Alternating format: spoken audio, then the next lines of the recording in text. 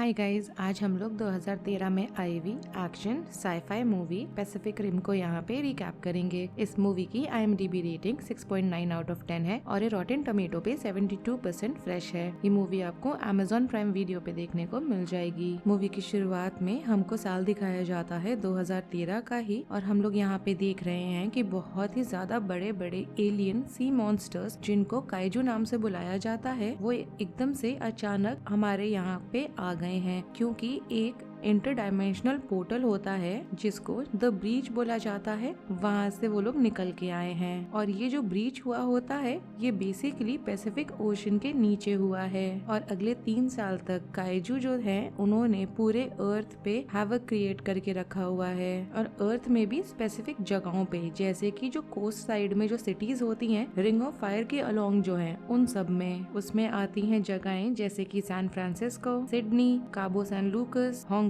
और मैनिला। यहाँ पे जो ह्यूमन काइंड होता है वो इस चीज का रिस्पॉन्स देता है बड़े बड़े रोबोटिक मशीन्स बना के, और इनको ये लोग येगर्स नाम से बुलाते हैं। यहाँ मालूम चलता है कि ये जो येगर्स हैं इनको एक्चुअली चलाया जाता है 2 या उनसे ज्यादा लोगों की मदद से, क्योंकि उनका यहाँ पे कनेक्शन बिठाया जाता है न्यूरल ब्रिज के मदद से। और इसी प्रोसेस को ड्रिफ्टिंग बोला जाता है, जिससे कि जितने भी लोग उस मशीन को चला रहे हैं उसकी वजह से जो मेंटल स्ट्रेस वो इनकर करने वाले हैं उस चीज को वो लोग शेयर कर सके। हम यहाँ पे अब साल देखते हैं 2020 का, और जो जैगर होता है उसका नाम है यहाँ पे जिप्सी डेंजर। उसको हम लोग देख रहे हैं कि उसको चला रहे हैं 2 भाई, एक का नाम होता है रायली और दूसरे का नाम होता है यान्सी। और ये लोग यहाँ पे डिफेंड कर रहे होते हैं अपने आप को और उस जगह को काइजू के नाइफ हेड से। इन लोग के बीच में लड़ाई होता है और अल्टीमेटली हम देख रहे हैं कि इन लोगों ने उन पे अपर हैंड ले लिया है, क्योंकि यहाँ पे उन्होंने इस स्पेसिफिक काइजू को ब्लास्ट करा था उनके मशीन के प्लाज्मा कैनन के इस्तेमाल से।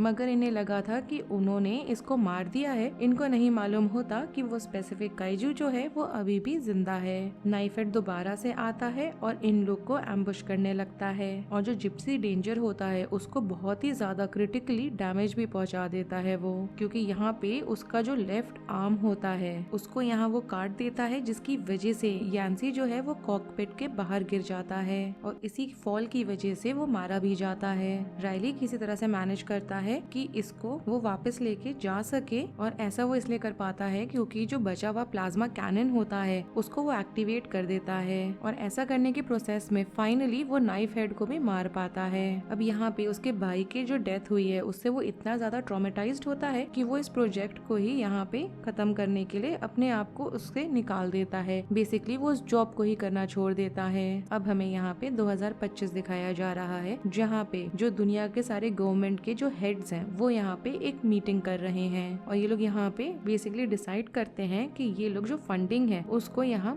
खत्म करने वाले हैं। और ये जो फंडिंग होती है ये इसलिए होती है क्योंकि वो लोग कंटिन्यूअसली यागर्स को यहाँ पे कंस्ट्रक्ट कर रहे होते हैं, उसके लिए पैसे लगते हैं, तो उन पैसों का जो फंडिंग है उसी को ये लोग डिसाइड करते हैं खत्म करने का, क्योंकि इनको लगता है कि इससे बेटर ये है कि ये लोग बड़े बड़े कोस्टल वॉल्स को कंस्ट्रक्ट कर ले उन पैसों से। मगर जो काइजूस हैं उनके जो अटैक्स हैं वो और ज्यादा पावरफुल होते जा रहे हैं। इन जनरली देखें तो काइजू काफी ज्यादा यहाँ पे अपने नंबर्स में भी इंक्रीज हो रहे हैं और काफी ताकतवर भी होते जा रहे हैं। इसी वजह से जो यागर्स हैं वो और भी ज्यादा हाई रेट पे यहाँ पे डिस्ट्रॉय भी करे जा रहे होते हैं काइजू के द्वारा। और बेसिकली प्रॉब्लम यहाँ ये हो जाती है कि जितना जल्दी जल्दी काइजू इन लोगों को यहाँ पे डिस्ट्रॉय कर रहा होता है उससे ज्यादा टाइम लगता है एक नया यहाँ मशीन रोबोट को बनाने में, और इसलिए ये लोग फंडिंग रोक देते हैं। और ये जो चारों जैगर्स होते हैं ये बेसिकली सारे के सारे रीलोकेट हुए होते हैं हांगकांग में, और वो जाते हैं एक आदमी है जिसका नाम है मार्शल स्टैकर, वो इन लोगों को देख रहा होता है। यहाँ पे इस बंदे का प्लान होता है कि ये पूरा जो काइजू को लेके वॉर चल रहा है इस पूरे वॉर को ही वो खत्म करने वाला है। कैसे करेगा, इसका प्लान ये होता है कि ब्रीच जो है उसी को जाके वो डिस्ट्रॉय कर देगा, और ऐसा वो इसलिए इसलिए कर पाने का सोच रहा है क्योंकि यहाँ पे वो सोचता है कि एक न्यूक्लियर वेपन का इस्तेमाल करके ऐसा करना पॉसिबल होगा। यहाँ पे मार्शल जाता है और ट्रैक डाउन करता है राइली को भी, क्योंकि राइली यहाँ पे वॉल के कंस्ट्रक्शन साइट में है। वहाँ जाके वो इसको पर्सुएट करने लगता है कि दोबारा से इस प्रोग्राम को वो रीजॉइन करे, जिसके बाद वो ट्रैवल करता है शैटरडोम। शैटरडोम बेसिकली हांगकांग का बेस है और यहाँ पे राइली को इंट्रोड्यूस किया जाता है एक लड़की से जिसका नाम होता है मेको मोरी, और ये डायरेक्टर होती है बेसिकली यैगर्स के रेस्टोरेशन को लेके। साथ ही साथ मार्शल ने इसको एक्चुअली अडॉप्ट किया हुआ होता है। अब यहाँ पे हमें ऑलरेडी मालूम है कि 4 बचे हुए जैगर्स होते हैं, उनमें से एक होता है रिफर्बिश किया हुआ डेंजर जिप्सी, एक रशियन चर्नो अल्फा है, एक चाइनीज क्रिम्सन टाइफून है और एक ऑस्ट्रेलियन स्ट्राइकर यूरेका है जो यहाँ पे बॉम्ब को कैरी करने वाला है। और इसको फादर सन डुओ चला रहे होते हैं जिनका नाम होता है हर्क और चक हैंसन। अब यहाँ इन्हें एक नया को पायलट चाहिए तो राइली पार्टिसिपेट करने लग जाता है ट्राई आउट्स के लिए। यहाँ पे जब पहला ड्रिफ्टिंग टेस्ट होता है तो हम देख रहे हैं कि राइली डिस्ट्रैक्टेड हो गया है क्योंकि उसको यान्सी की डेथ याद आ रही होती है। मेको यहाँ पे अटैक का ही सोच रही होती है, वो स्पेसिफिक अटैक जिसके वजह से एक्चुअली में वो ऑर्फन बनी थी, और वो सोचने में इतना ज्यादा एंग्रोस्ड होती है कि वो ध्यान नहीं दे रही होती और वो गलती से ऑलमोस्ट जिप्सी के यहाँ पे प्लाज्मा कैनन को फायर कर देती है। ऐसा होने की वजह से मेको को पायलटिंग ड्यूटीज से तुरंत ही हटाया जाता है और यहाँ पे राइली कन्फ्रंट करने लगता है मार्शल को कि वो बहुत ही ज्यादा इसको लेके ओवर प्रोटेक्टिव हो रहा है। हमें यहाँ मालूम चलता है इसी कॉन्वर्सेशन के दौरान कि मार्शल जो है वो पहले जैगर पायलट रह चुका है और उसने लड़ाई की थी और उस काइजू को मार गिराया था जिसने टोक्यो पे अटैक करा था, और जब यहाँ पे ये लड़ाई खत्म हुई थी तो उसको मेको मिली थी और उसने उसको अडॉप्ट करा। साथ ही साथ वो ये बताता है कि रेडिएशन सिकनेस की वजह से वो धीरे धीरे मर रहा है क्योंकि वो पहले ऐसे यैगर चलाया करता था जो इम्प्लीमेंटेशन बिल के पहले के बने हुए हैं, जहाँ पे अब नए वाले यैगर्स में शील्ड किया जाता है उनके न्यूक्लियर कोर को, पुराने वालों में नहीं किया जाता था, इसलिए रेडिएशन वाली चीज आई। यहाँ पे इसके बाद मार्शल जाता है और काइजू का एक एक्सपर्ट है जिसका नाम होता है न्यूटन, उसको जाके वो कंसल्ट करता है, और उसके साथ साथ एक और एक्सपर्ट है जिसका नाम होता है हर्मन। हर्मन यहाँ पे बता रहा होता है कि जो ब्रीच है वो स्टेबलाइज रहेगा और इसके वजह से जो काइजू है उनका नंबर इंक्रीज होता जाएगा, बट ऐसा होने की वजह से जो असॉल्ट्स हो रहे हैं उस चीज को करना आसान होगा। मगर यहाँ पे न्यूटन उसको सजेस्ट कर रहा होता है कि अगर वो लोग काइजूस के साथ ड्रिफ्टिंग करते रहेंगे तो उन्हें उनका ब्रेन फंक्शन का मालूम चलता जाएगा और ज्यादा। न्यूटन ऐसा करने के लिए रेडी हो रहा होता है और यहाँ पे हर्मन उसको मना कर रहा होता है क्योंकि यहाँ उसको मालूम चलता है कि काइजू जो है वो एक्चुअली में बायो वेपन्स हैं जिनको एलियन कॉलोनिस्ट ने डेवलप करा है, जो यहाँ पे इंटरडायमेंशनल ब्रीच के दूसरे साइड पे रहते हैं और उनको एंटीवर्स नाम से बुलाया जाता है। और इनका पूरा का पूरा प्लान ये होता है कि इन्हें पूरा ह्यूमैनिटी वाइप आउट करना है। अब यहाँ पे मार्शल का जाके परमिशन लेता है न्यूटन। परमिशन इस बात का होता है कि वो एक ब्लैक मार्केट डीलर है हैनिबल चाओ, उसको वो कंसल्ट करना चाहता है, उसको ढूंढना चाह रहा है क्योंकि वो यहाँ पे मरे हुए काइजूस के बॉडी पार्ट्स को सेल करता है। उसको यहाँ पे काम होता है एक फ्रेश काइजू ब्रेन का जिससे कि वो उसके साथ ड्रिफ्टिंग परफॉर्म कर सके, मगर जल्दी उसको मालूम चल जाता है कि जो ड्रिफ्टिंग है ये 2 वे लिंक है, तो इसी वजह से अगर ये उनके ब्रेन को एक्सेस कर पा रहा है नॉलेज लेने के लिए तो सिमिलर तरीके से काइजू का जो ब्रेन है वो भी फंक्शन करता है और वो इसके नॉलेज को ले लेगा। हम देखते हैं जल्दी 2 नए काइजू आ गए हैं, एक का नाम होता है लेदरबैक, दूसरे का नाम होता है अटाशी, और दोनों साथ में आए होते हैं क्योंकि इन्हें न्यूटन चाहिए। यहाँ पे 4 में से 3 येगर्स जिप्सी डेंजर को छोड़ के बाकी 3 यहाँ तैयार हो जाते हैं इस प्रॉब्लम में इंटरवीन करने के लिए। अटाशी यहाँ पे क्रिम्सन को डिस्ट्रॉय कर देता है और जो लेदर बैक है वो चर्नो अल्फा को डिस्ट्रॉय कर देता है और साथ ही साथ स्ट्राइकर यूरेका को वो पैरालाइज भी कर देता है क्योंकि वो उन पे कॉन्स्टेंटली EMP को ब्लास्ट कर रहा है। अब यहाँ पे कोई ऑप्शन नहीं बचता, तो जो मार्शल है वो अलाउ कर देता है ना चाहते हुए भी मेको और राइली को कि वो जाके जिप्सी डेंजर को चलाएं। जिप्सी डेंजर यहाँ पे सक्सेसफुल हो जाता है लेदर बैक को मार गिराने में, और सिर्फ उतना ही नहीं अटाशी को भी मार देता है वो। मगर ये करने के पूरे प्रोसेस में वो लोग हांगकांग को ऑलमोस्ट पूरा डिस्ट्रॉय कर देते हैं। अब ये लोग यहाँ पे जब अटाची की बॉडी को देख रहा होता है न्यूटन और हैनिबल, तो इन लोग को मालूम चलता है कि वो प्रेग्नेंट है। अचानक से जो इन्फेंट है वो बर्स्ट आउट करता है और डिवावर कर जाता है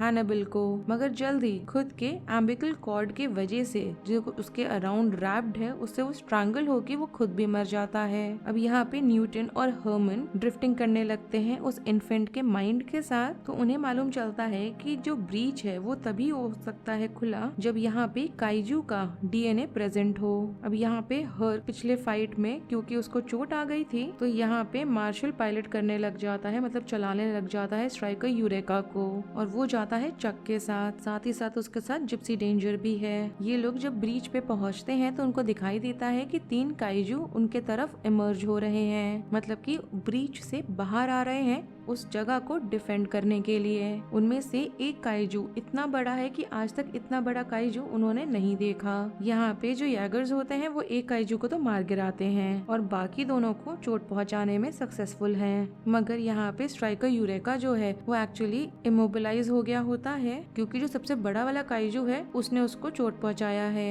अब यहाँ पे चक और मार्शल डिसाइड करते हैं कि वो लोग बॉम्ब को डेटोनेट करने वाले हैं और ये लोग जिप्सी के न्यूक्लियर रिएक्टर के ऊपर डिपेंड कर रहे होते हैं उस ब्रीच को सील करने के प्रोसेस के लिए। अब यहाँ पे बहुत ही ज्यादा बड़ा सा एक एक्सप्लोजन होता है, मगर तब भी जो इतना बड़ा वाला काइजू है वो अभी भी जिंदा है और जिप्सी यहाँ पे उसको आके मार देता है। और यहाँ पे जब उन्हें मालूम होता है कि न्यूटन और उसके दोस्त ने जो डिस्कवरी करी है उसका इस्तेमाल करके ये लोग उसी का जो डेड बॉडी है, कॉर्प्स है, उसको राइड करके ब्रीच के दूसरे साइड जाने लगते हैं। अब ये लोग फाइनली जब दूसरे साइड पहुंच जाते हैं उस ब्रीच के तो राइली यहाँ पे सक्सेसफुल हो जाता है रिएक्टर को ओवरलोड करने में और खुद को फिर उस मशीन से इजेक्ट करता है जिससे कि वो वहाँ से एस्केप कर जाए। रिएक्टर यहाँ ओवरराइड की वजह से एक्सप्लोड कर जाता है और इस एक्सप्लोजन की वजह से पास में जो थोड़े बहुत एलियन क्रीचर्स हैं वो मारे जाते हैं और इसकी वजह से जो ब्रीच है वो भी डिस्ट्रॉय हो जाता है। अब यहाँ पे मेको और राइली के जो एस्केप पॉड्स हैं वो वहाँ पे पैसिफिक ओशन में रीसर्फेस होते हैं और हर्क यहाँ पे ऑर्डर करता है कि जो वॉर वाला क्लॉक है जिसमें वो लोग टाइम कर रहे होते हैं कि कितने समय से वॉर चल रही है उसको वो ऑर्डर करता है कि उसे बंद किया जाए।